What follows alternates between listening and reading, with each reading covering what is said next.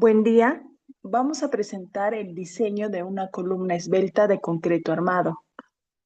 Para ello tenemos la siguiente sección de columna, el cual es de 40 por 40. Este pertenece a un pórtico no arriastrado. Y también tenemos las siguientes cargas que están sometidas a carga muerta, carga viva y carga de sismo. La luz libre de la columna es de 4.5 metros. La distancia entre ejes de columna es de 6 metros y el entrepiso está conformado por 12 columnas y se puede asumir que la sumatoria de cargas nominales es igual a 10 veces la carga nominal de la columna analizada.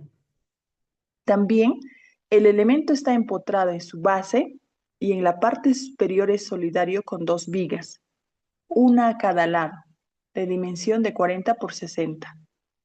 Para ello, el FC va a ser de 280 y el FY de 4200. Aquí se pueden mostrar los datos ya extraídos. La luz libre de la columna de 4.5 metros, longitud de ejes entre vigas de 6 metros, el ancho de la columna de 40 centímetros, el peralte de la columna de 40 centímetros, en cuanto a la viga, el ancho de 40 centímetros y el peralte de la viga de 60. También el FC de 280 y el FY de 4200. Y el factor de reducción por resistencia de 0.65. Se verificará la necesidad de considerar el efecto de esbeltez. Para columnas no arriostradas, esta expresión tiene que ser menor a 22 para no considerar el efecto de esbeltez. Verificaremos si cumplimos con esa condición. Para ello se asume un factor de longitud efectiva de 1.2, longitud libre de la columna es dato de 4.50. El radio de giro de la sección de la columna puede considerarse igual a 0.3 por el peralte. En este caso, el peralte es de 40, entonces el radio de giro de la sección de la columna será de 0.12 metros. Teniendo los datos, vamos a reemplazar. El K, recordemos, es el factor de longitud efectiva, que en este caso es de 1,20. Por la longitud libre de la columna, 450, entre el radio de giro de la sección. Como podemos ver, no se cumple la condición, no es menor a 22. Por ello, es necesario considerar el efecto de esbeltez en la columna. Ahora, dado que este factor es menor que 100, el método de amplificación de momentos puede ser empleado. El código de la ASCII establece que el método de amplificación de momentos no debe utilizarse para el diseño de columnas cuya esbeltez supera 100, pero en este caso es de 45, entonces sí podemos hacer uso.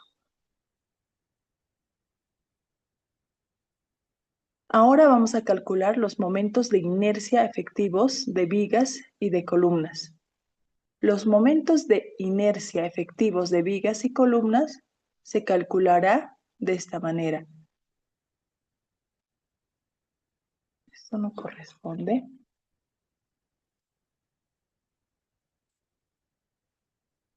El momento de inercia efectivo de la columna va a ser el 0.70 por la inercia calculada de la columna.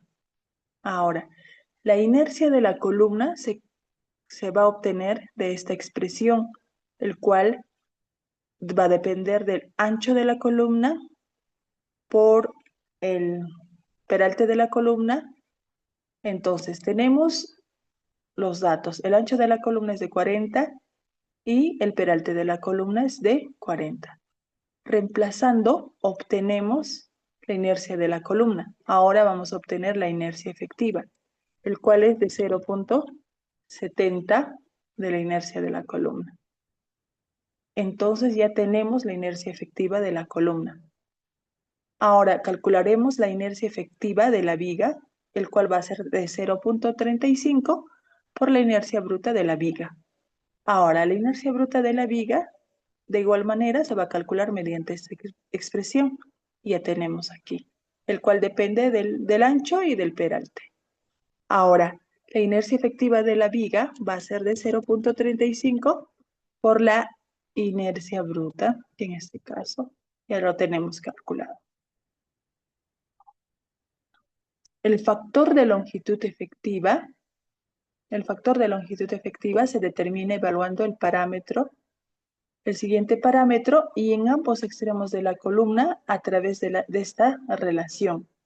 En esta relación interviene el factor de longitud efectiva de la columna, que se representa mediante este símbolo. Es necesario el momento de inercia de la columna, el momento de inercia de la viga, la longitud de la columna entre ejes, la longitud de la viga entre ejes y el modo de la elasticidad de las columnas y las vigas respectivamente. Para una columna interior, asumiendo que está empotrada en sus extremos inferior y al superior, llegan dos vigas y la columna del siguiente entrepiso. Entonces, para la columna tenemos el momento de inercia efectivo ya antes calculado y la longitud de la columna entre ejes la tenemos, reemplazamos en la siguiente expresión. También va a depender de estos valores. Aquí se puede observar que va a depender de este valor del momento de inercia efectivo de la columna entre la longitud de la columna entre ejes. Va a salir en función al módulo de elasticidad. Aún no ha sido reemplazado. De igual manera, para la viga tenemos el momento de inercia efectivo de la viga, la longitud de la viga entre ejes. De igual manera va a quedar nuestra expresión en función del módulo de elasticidad.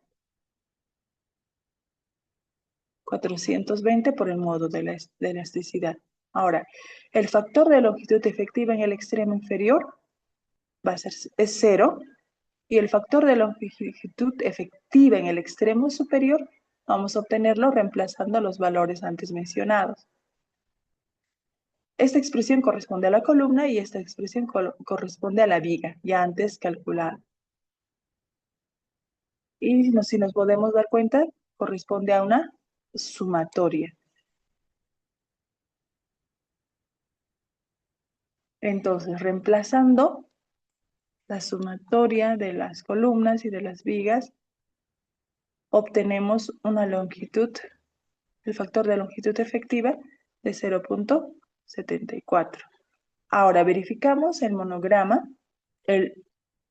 y obtenemos y verificamos que el valor obtenido realizando de esta manera en uno de ellos era 0 y en el otro extremo, en la base, en el extremo inferior resultó 0 y en el extremo superior de 0.74.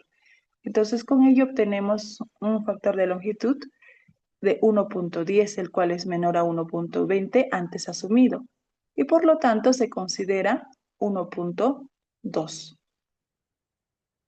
Ahora, para la siguiente columna exterior, asumiendo que está empotrada en su extremo inferior y al superior llegan una viga y la columna del siguiente entrepiso. De igual manera, el factor de longitud efectiva en el extremo inferior es 0 y el factor de longitud efectiva en el extremo superior se va a obtener mediante esta expresión. De igual modo, ya tenemos la sumatoria correspondiente a las columnas y correspondiente a las vigas. Y reemplazamos. Obtenemos un factor de longitud efectiva en el extremo superior de 1.48. De igual manera, verificamos. En el extremo inferior fue 0 y en el extremo superior es de 1.48 y se obtiene 1.2. Ahora, obtenemos la carga crítica de la columna, el cual va a representarse por el PC. Este también depende del módulo de elasticidad, de la inercia, de la longitud efectiva y de la longitud libre de la columna. La expresión EI podemos calcularlo mediante esta ecuación. Ya tenemos el módulo de la elasticidad de la columna, el cual es 15.100 por la raíz de la resistencia a la compresión del concreto, que en este caso es 280. Tenemos el módulo de elasticidad. También el momento de inercia de la sección bruta de la columna, también ya lo tenemos. Y ahora también el factor, este factor va a ser igual a 0 cuando las fuerzas horizontales son de corta duración, como es en el caso del sismo, se considera 0. El factor EI, reemplazando, teniendo estos datos, se reemplaza aquí y obtenemos el factor EI, obteniendo este valor. El factor de la longitud efectiva ya se calculó, es de 1.2 y la longitud libre de la columna de 450, en este caso ya está en centímetros, porque todas las unidades están en centímetros. Teniendo ya todos los datos, reemplazamos y vamos a obtener la carga crítica de la columna. Reemplazamos.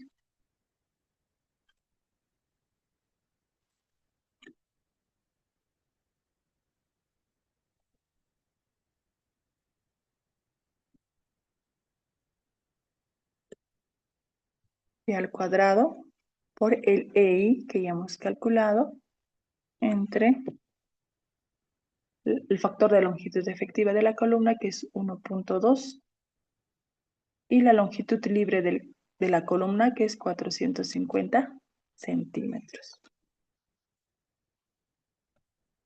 elevado al cuadrado. Entonces, la carga crítica de la columna se obtiene de esa manera. Vamos a analizar las combinaciones de carga. La columna debe diseñarse para estas 3 combinaciones de carga. También para ello es importante tener esas combinaciones de carga y también de esa manera serán reemplazadas con los valores que ya se han mencionado. Ahora, carga permanente más la sobrecarga. Esta combinación no genera desplazamientos considerables de la entrepisa y por lo tanto no se requiere evaluar un factor de amplificación de momentos. Ahora tenemos la carga axial última, va a ser 1.4 por la carga muerta más 1.7 por la carga viva. Vamos a reemplazar 1.4, la carga muerta más 1.7, la carga viva. Entonces tenemos la carga axial última de 53.50 toneladas. Ahora, el momento 1 va a ser el momento. Para eso es importante entender esos aspectos. El momento factorizado en el extremo del elemento donde actúa M1 debido a cargas que no producen desplazamientos laterales apreciables. El M1 es el menor momento amplificado y el M2 es el mayor momento. Entonces, para calcular el M1, hacemos uso del menor momento.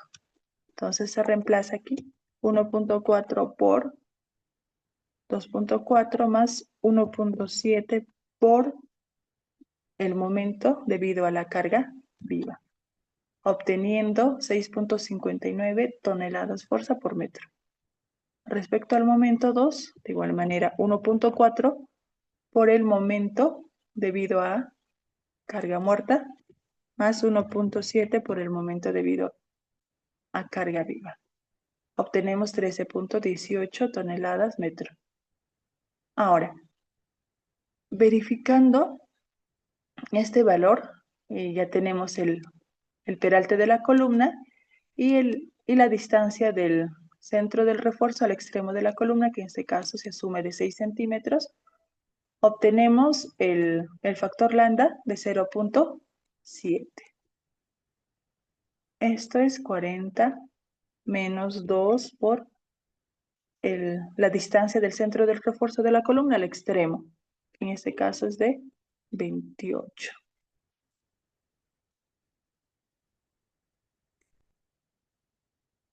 Teniendo ello, se obtiene el factor lambda, el cual va a ser este valor entre el peralte, que en este caso es de 40 centímetros.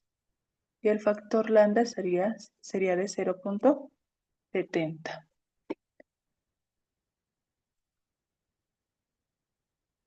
Con ello nos va a permitir para hacer uso del diagrama de interacción.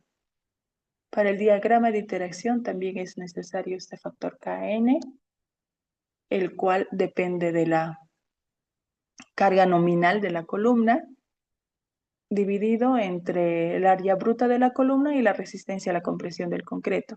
Bueno, estos datos ya los hemos obtenido.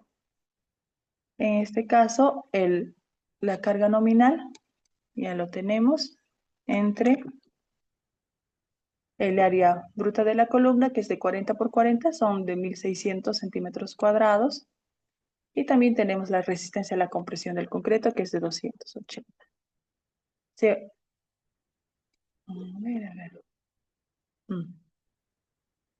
Para esto hay que tener en cuenta que las cargas están en toneladas y deben ser en kilos para tener las mismas unidades.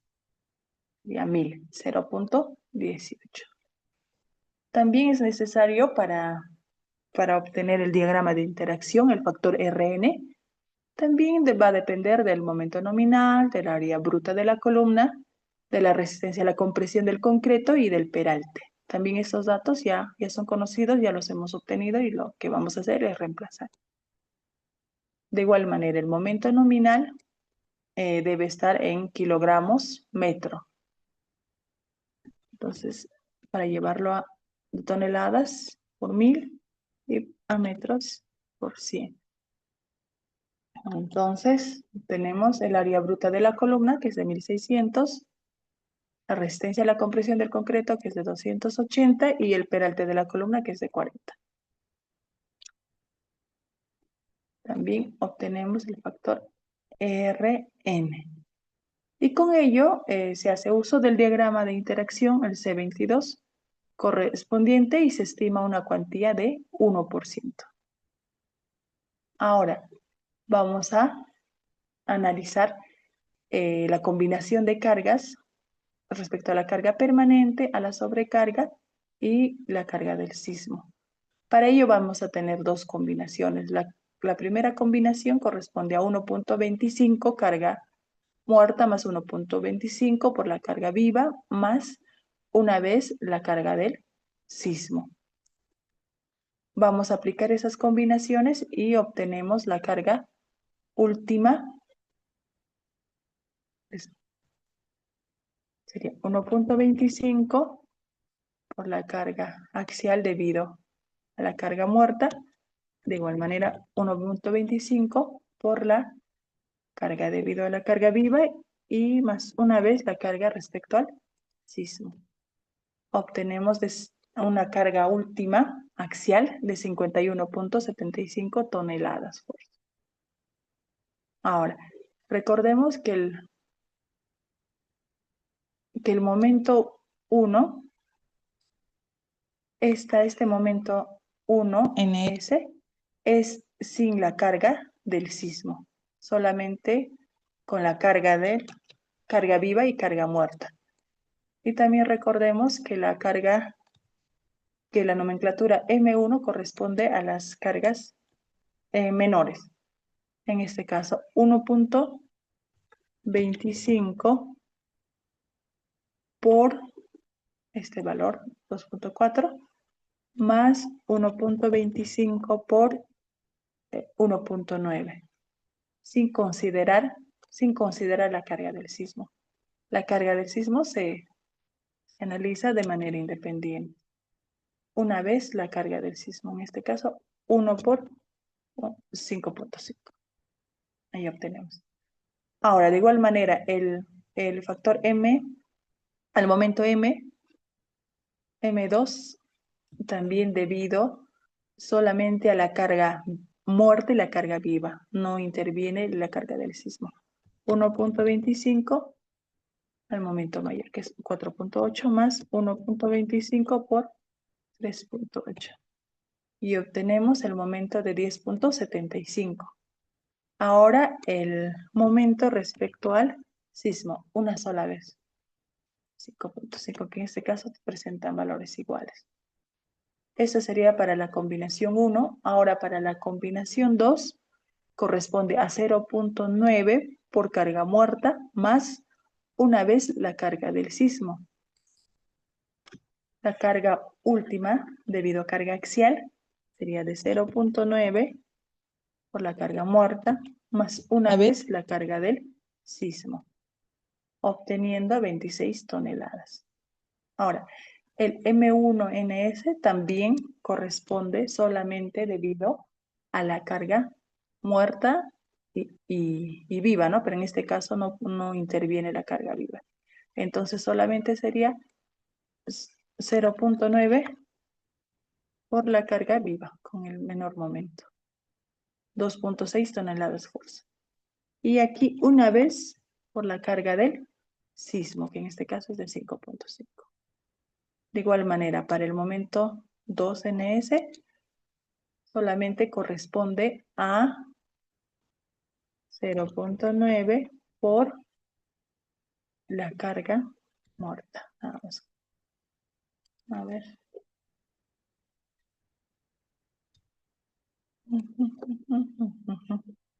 Sí, aquí sería 4.8.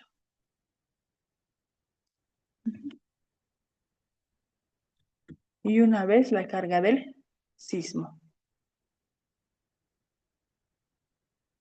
La primera combinación de cargas es la más crítica y domina el diseño. Como podemos ver, esta combinación es la carga que cuenta con valores superiores respecto a la combinación de la carga 2 y por ello la carga es la más crítica y domina el diseño. Y realizaremos el cálculo de acuerdo a la combinación 1. Ahora, para ello vamos a obtener esta expresión, el cual depende de la suma de las cargas verticales de la columna del entrepiso en estudio. Este factor. Este corresponde a la carga última que hemos obtenido de acuerdo a la combinación 1, que está aquí, de acuerdo a esta combinación 1, cual corresponde a 51.75. Ahora, según el planteamiento, se puede asumir 10 veces la carga. Entonces multiplicamos por 10. Ahora, la carga crítica de la columna que se ha calculado anteriormente, el cual corresponde a 729.77 toneladas fuerza. De igual manera, este se va a multiplicar por 10 para tener la sumatoria. El momento factorizado en el extremo del elemento donde actúa M2 debido a cargas que produce desplazamiento lateral despreciable respecto al sismo es de 5.50.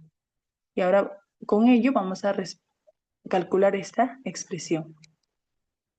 Tenemos el momento respecto al sismo, 5.50, que también corresponde a la combinación 1, entre 1 menos la sumatoria de la cargas últimas, entre 0.75 por la sumatoria de las cargas críticas.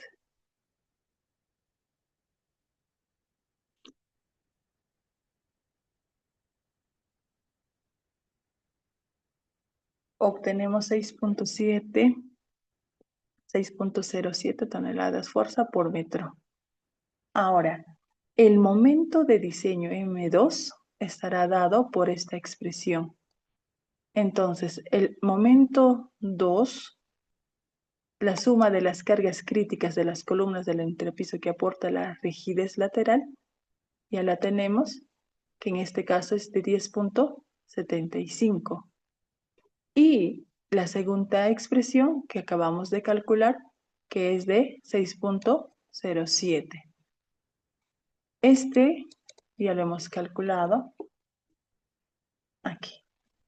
Ha sido calculado aquí, debido a la combinación 1 de 10.75. Entonces, el momento M2 para la cual se debe diseñar la columna va a ser la sumatoria de estas dos expresiones.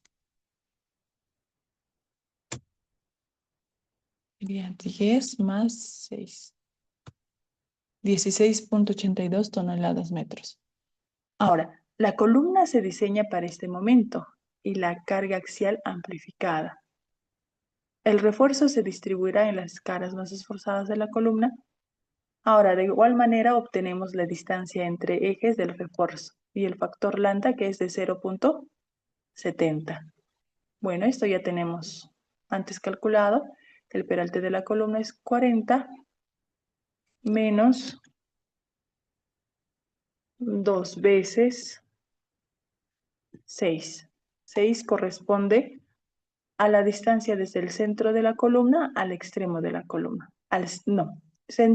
Del centro del refuerzo de la columna al extremo de la columna, que en este caso es de 28. Y el factor lambda se obtiene dividiendo este factor de 28 entre el peralte. Este es el peralte, 40. Y obtenemos de 0.7. Entonces, para hacer uso del diagrama de interacción, es necesario obtener el Kn. Ya tenemos la carga nominal, tenemos el factor de reducción de la resistencia y también tenemos la resistencia a la compresión del concreto y el área bruta de la columna, que es de 40 por 40. Reemplazando esos datos, obtenemos el factor Kn. Entre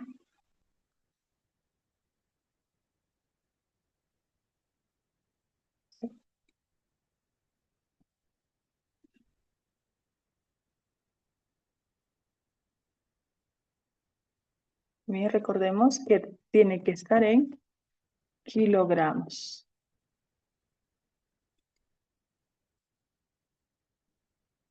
Ahora, el factor Rn que depende del momento nominal. De igual manera, el momento nominal debe estar en kilogramos metros.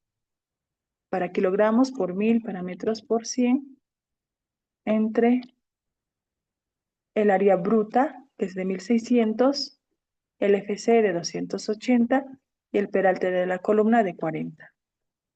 Obtenemos de 0.14.